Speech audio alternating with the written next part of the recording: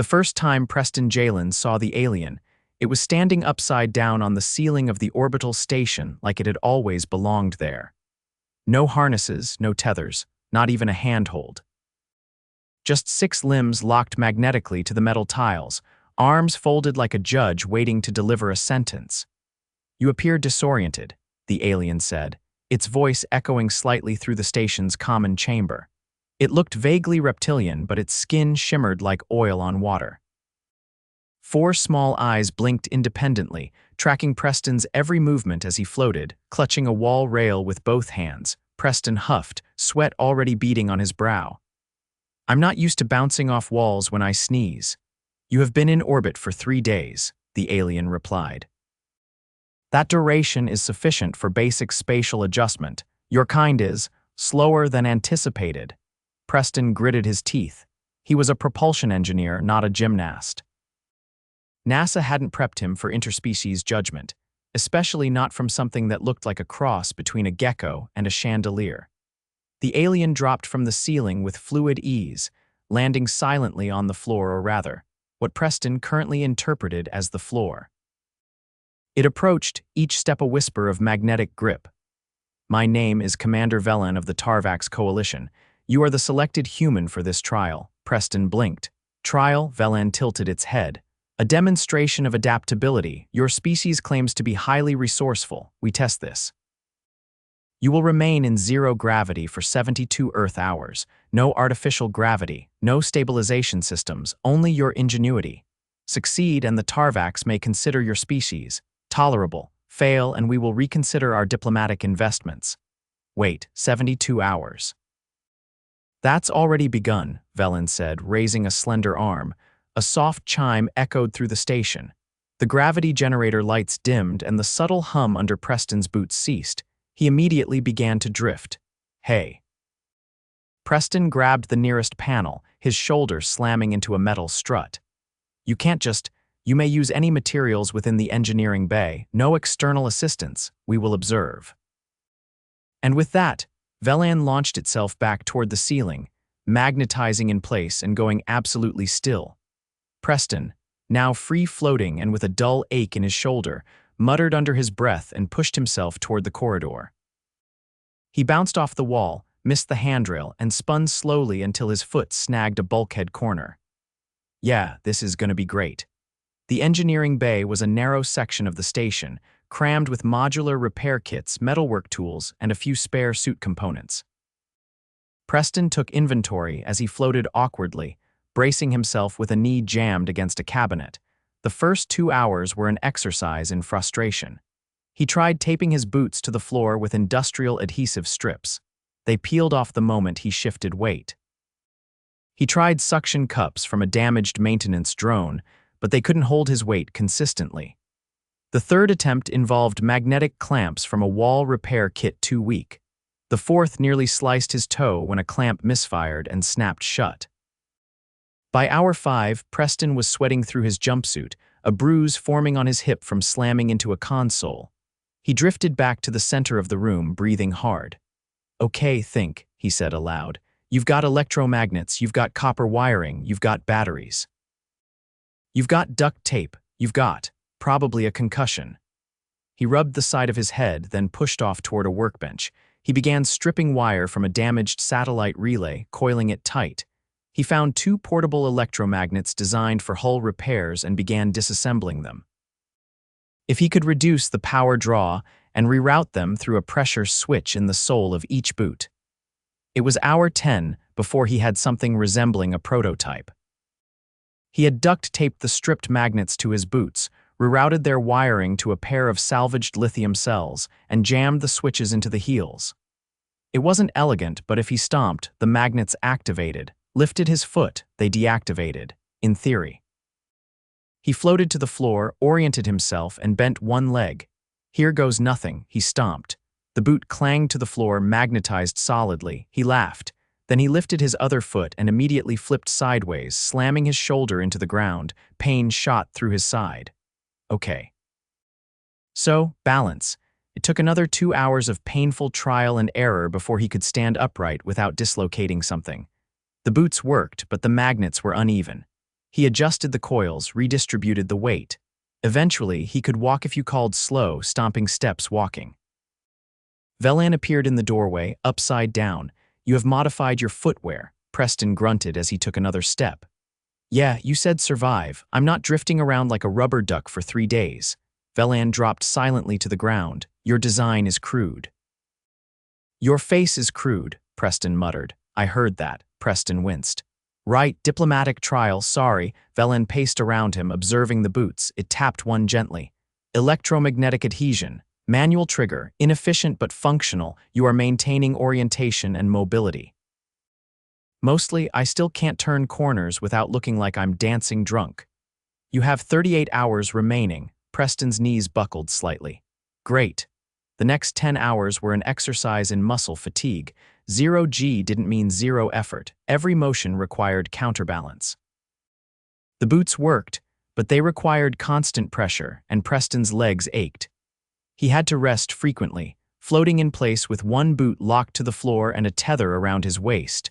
By hour 27, a misstep caused him to twist his ankle. He hit the floor hard, cried out, and rolled, clutching his leg. Velan appeared once again from a ceiling panel. "You are injured." "No kidding," Preston hissed. "Do you require medical attention?" "No, just give me a minute." He pulled himself to a medkit, wrapped his ankle tight, and used a carbon rod as a makeshift cane. The pain was sharp but manageable. "You continue." "Yeah, that's the plan." Velan watched silently for several minutes. "Your species exhibits disproportionate endurance to logic." "That's sort of our thing." Preston limped his way back to the engineering bay and began reinforcing the boot soles. He adjusted the angle of the magnet triggers so he didn't have to stomp as hard. Every improvement bought him another hour of mobility. At hour 43, the left boot shorted out. Sparks flew. Preston yelped, kicked it off, and immediately began spinning until he caught a rail. He spent the next 5 hours rebuilding it from scratch, this time adding heat shielding. His hands were blistered by the end of it, and his right knee was swelling from a hard bump against a power conduit. By hour 60, his body was wrecked. He had bruises up and down his spine. His ankle throbbed. His arms shook with every movement, but he could walk. He limped into the observation dome, boots engaging with every deliberate step. Velan stood waiting. "You persist." "Is that surprise I hear?" Velan blinked slowly. "No, observation. You have not slept. You have not requested assistance. You have adapted." "That's the point, right?" "You are injured." "Yeah." Preston leaned against the dome's curved wall and looked out at Earth. "But I'm still here." There was silence between them for several minutes, then Velan stepped forward. "The trial is complete." Preston let out a breath and sagged. "You will be returned to your vessel for medical attention. The Tarvax will record your performance as sufficient." Preston chuckled, then winced. "I'll take it." Velan turned to leave, then paused. "Your species is flawed, fragile, but interesting. Thanks, I think." Velan nodded once and vanished into the corridor. Preston sat down carefully, boots still magnetized to the floor, and finally allowed himself to sleep. 2 days later, Preston was still sore in places he hadn't known could ache. The infirmary was a sterile oval chamber tucked into the station's midsection, humming with quiet machinery and lit by a faint blue glow that made everyone look mildly frostbitten. A medical drone the size of a filing cabinet hovered nearby, its manipulator arms folded neatly while it waited for new instructions. A translucent curtain separated Preston's recovery bed from the rest of the unit. He sat propped up, legs extended and wrapped in compression fabric. A line of adhesive monitors dotted his arms and neck. "I'm telling you, I didn't twist it. It just rotated with more enthusiasm than intended," Preston said, adjusting the pillow behind his back. "Rotation trauma," said a voice from the other side of the curtain, flat and unmistakably Tarvax. "A frequent consequence of inefficient bipedal locomotion. Your anatomy is poorly optimized for spatial variability." Preston glanced sideways as Velan stepped into view. The commander had ditched the ceremonial harness this time, sporting a leaner bodysuit lined with data ports. The absence of ornament didn't make the alien seem any less imposing. If anything, it made him look like he was between solving equations and disassembling a satellite with his bare claws. Nice to see you two, Preston said. I'd offer you a seat, but I don't think your kind bothers with furniture. Velan approached the foot of the bed and examined the medical interface without touching it. You consumed 3 times your basal caloric requirement during the trial. Your hydration was suboptimal. You exhibited signs of sleep deprivation, minor tissue damage, and acute joint inflammation. I passed, didn't I? You endured. That is not synonymous with excellence. Preston narrowed his eyes. You're really not great at compliments. I am not required to be. Velan turned slightly, watching the drone as it adjusted a dosage module. The silence stretched, interrupted only by the soft pinging of Preston's heart monitor. Why are you here, Velan? Preston asked, rubbing the side of his temple.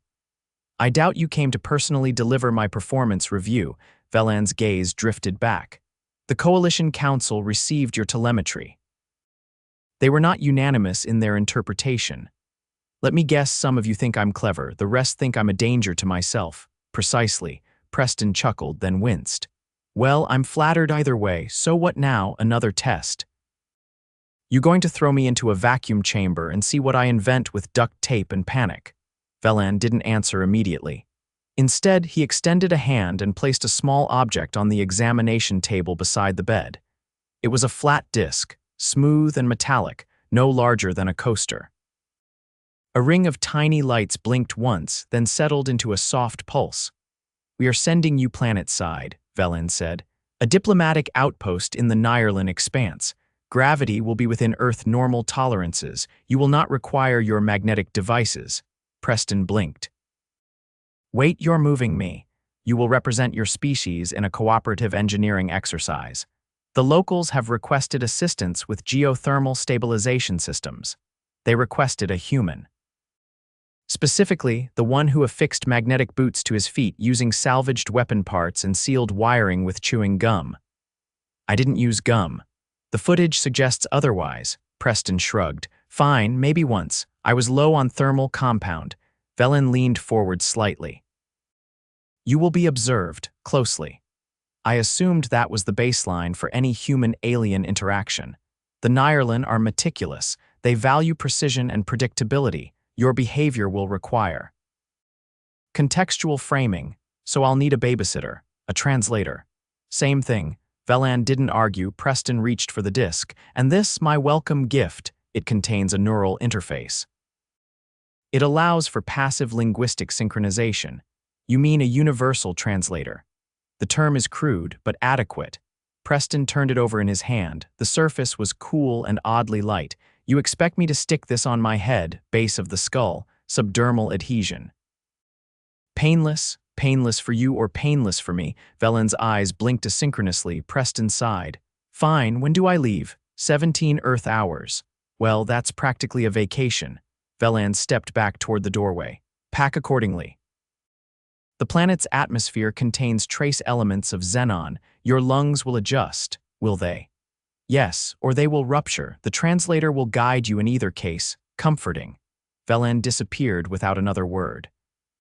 The drone chirped and dispensed another mild sedative into the intravenous line.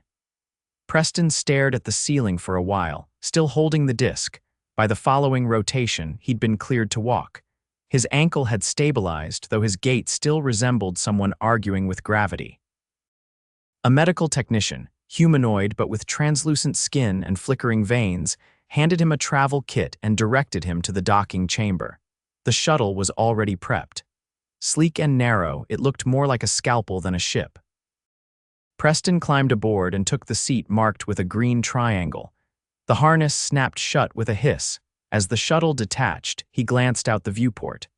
The station receded behind them, a silver ring glinting against the void. Ahead lay a swirl of purples and reds, the upper atmosphere of the Nyerlan planet churning like a slow hurricane. Descent was smoother than expected. They pierced the cloud layer without turbulence. The landing zone resembled a spire rising from a canyon, metal and stone fused into a single structure that twinkled faintly under the filtered sunlight. The airlock opened with a sigh. A figure waited inside. It was tall, wrapped in layered robes that shifted color subtly with each breath. Its face was narrow and mask-like, with several thin slits where a mouth might have been. 4 arms, each ending in delicate digits, were folded symmetrically across its chest. "You are the human," it said, the translator disc now embedded at the base of Preston's skull buzzing faintly. "You walk improperly." Preston stepped forward, dragging his duffel behind him. "I was told you appreciate honesty, so, yeah, I do most things improperly." The alien's pupils expanded slightly. "Acceptable." "You will follow." They moved through a crystalline corridor that vibrated underfoot like a tuning fork. The walls were translucent, revealing the geothermal veins pulsing with dull orange light beneath the surface. Your quarters contain filtered oxygen and a nutrient module. "Do not consume local flora. It is decorative and mildly hostile." Noted. They arrived at a chamber where 3 other Nyrlans stood around a suspended schematic. The structure resembled a tree with exposed roots, but the branches were thermodynamic coils and the trunk was a coolant reservoir. Preston set down his bag. "Let me guess, this thing is supposed to keep the core from boiling over." Incorrect. It extracts thermal energy to power the perimeter shield. And the shield keeps out, what exactly? Unwelcome guests, including the ground itself.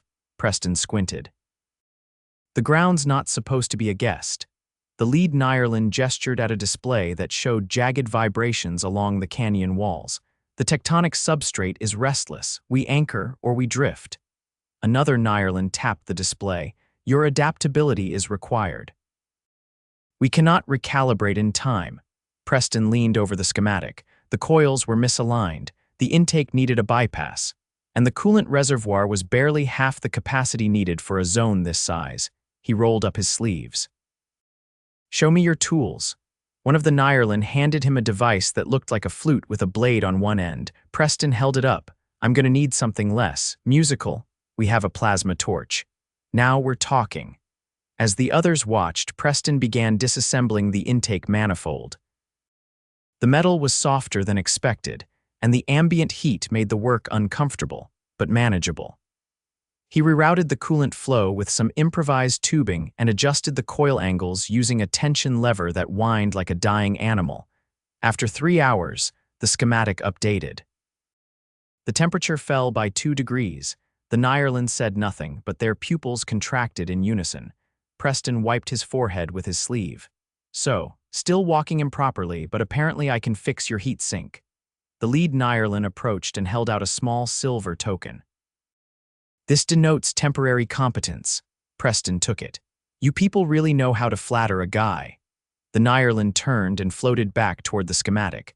Preston looked down at the token, then around at the unfamiliar tools, and finally at the glowing canyon walls beyond the crystal. He grinned, just a little. Then he got back to work. The geothermal stabilization chamber was hotter than the surface of most habitable planets and only marginally less temperamental. Preston stood on a graded platform just above the main coolant reservoir, heat radiating upward in waves that made his hairline damp within minutes. The control rig under his hands buzzed slightly as he adjusted one of the intake calibrators, watching the pressure readout inch toward a safer margin. "You're compressing the flow rate too fast," came the observation from behind him. The voice carried no judgment, only an unnerving neutrality. Preston didn't look up. "It's either that or we risk a backflow surge." "Your buffer tanks can't handle another one." The Nyrlan technician, this one, had a translucent crest that pulsed faintly with color, stepped beside him and observed the gauge. "Manual correction is inefficient. Our predictive models account for flow variance. Your models don't account for a cracked intake array and a coolant mixture with half the required viscosity." The crest darkened slightly. Nyrlan expressions were subtle, but after a day and a half of working elbow to elbow with them, Preston had learned to spot the little shifts. This one meant reluctant agreement. The technician adjusted a dial using 2 of its 4 hands. "The Council did not expect human improvisation to be applicable to our system." Preston tapped a relay node, resetting the valve sequence. "Yeah, well, the Council might want to start expecting it. Your infrastructure's elegant, but it's also one bad guess away from collapsing into a very expensive puddle." The chamber lights dimmed briefly as the system recalibrated. A low hum vibrated through the floor, then steadied. The pressure readout stabilized within the safe zone. Preston exhaled, wiped the sweat from his brow, and leaned against the railing. That buys us about 30 hours before we need to divert overflow again. The technician pivoted toward him. You display confidence disproportionate to the fragility of your methods. Confidence is the only thing keeping me from wondering whether my bones are slowly cooking. You are not in immediate danger of osseous degradation. Appreciate the reassurance. He shifted his weight and immediately winced. The bruising along his right side hadn't fully resolved, and the heat wasn't doing wonders for his hydration. He reached for the Thermareg gel pack clipped to his belt, cracked the seal with a pop, and pressed it to the side of his neck. The cooling effect was immediate but not pleasant. The technician observed the motion. Your body requires external regulation in this environment. Unless you've got a backup kidney I can borrow, yeah, pretty much. Another Nyerlan entered the chamber, this one carrying a crystalline data slate. It extended an arm in greeting, then handed the slate to Preston. He took it, squinting at the flowing symbols. The translator disc at the base of his skull tingled faintly as it processed the text. Updated fault readings, he muttered, scrolling through. Looks like the west vent array's building pressure again. The first technician nodded. We rerouted flow from the southern collector. The compensator array is insufficient. Preston handed back the slate. I'll need insulated access to the vent shaft. And something to stand on that doesn't liquefy when I touch it. The technician gestured toward the chamber's far end. You may requisition material from storage bay 7. He was halfway through the corridor when another voice intercepted him, slightly higher pitched, with a tone that always sounded like it was asking a question even when it wasn't. You are still ambulatory. That is statistically unlikely, Preston sighed. Hello, Velan. The Tarvax commander appeared from behind a curved support strut, arms folded. This time his suit bore a utility harness, suggesting he'd arrived not just to observe but possibly to interfere. I reviewed the footage of your last repair sequence, Velan said. You used a structural brace designed for airflow dampening to reroute coolant. It worked. It was not intended to. That's never stopped me before. Velan stepped closer, examining the sweat-soaked collar of Preston's suit. You are exhibiting elevated thermoregulatory stress. Your hydration levels are suboptimal. I'm drinking. Preston held up a pouch of electrolyte fluid. I'm just sweating faster than I can rehydrate. You are damaging your internal organs. Only a little. Velan tilted his head.